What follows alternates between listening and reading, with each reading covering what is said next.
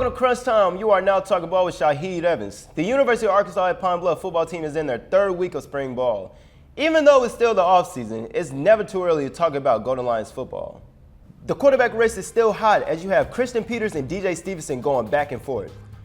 The thing is with Stevenson, he's a competitor, as Coach Hall says. Not only that, his IQ is high. Hall did mention that he graded the highest out of the quarterback room last season. Now, with Peters, he's experienced. Peter played at Shaw University. Mind you guys, Peter threw for 1,478 yards last season.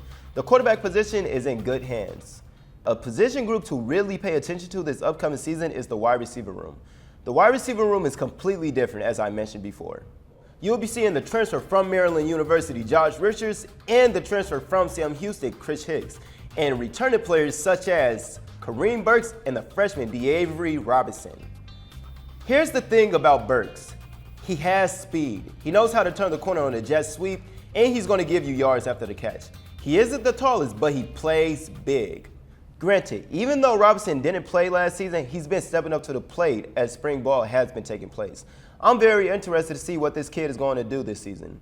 The running back room still has puzzles needing to be pieced up. You have BJ Curry and Zamarian Weber. They both played a decent amount last season.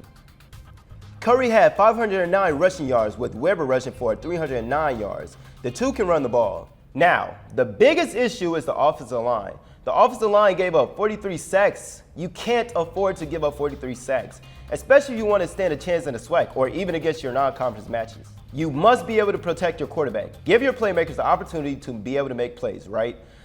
Let's go over to the defensive side of the ball. You have a few new faces on the defensive side of the ball, like the Miss Gulf Coast Community College transfer, Tylen Cole. He had 38 tackles last season with 2.5 sacks a game.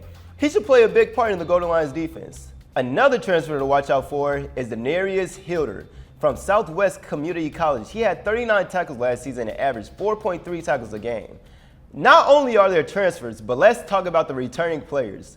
The DB room is still on the rise as Quentin Sterling will be returning this season. Sterling had over 60 tackles this past season. Let's not forget about the true freshman cornerbacks Zach Williams and Omarion Mingo. Williams had 21 tackles with 1 interception as Mingo had 14 tackles and 3 interceptions.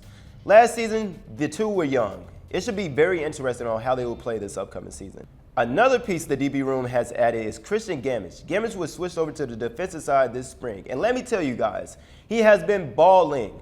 He played wide receiver this past season. Now he's at safety. Here's the thing with Gamage though. He has sure hands and he's very fast as we've seen last season. He'll be a great asset for the defense. Elijah Jenkins will also play a factor as he's a hybrid defensive end and linebacker. Mind you, he had 20 tackles last season. He knows the defensive line like the back of his hands. And let's not forget about the Knox brothers, Kyle Knox and Caleb Knox. They will be returning back on the field this season. Kyle Knox suffered a season-ending injury last spring, as his brother Caleb Knox suffered a season-ending injury last season against Alcorn State. With that all being said, UAPB spring game takes place on April 26th at the Simmons Bank Field. I'm Shahid Evans with your Crunchtime Report. Stay in tune.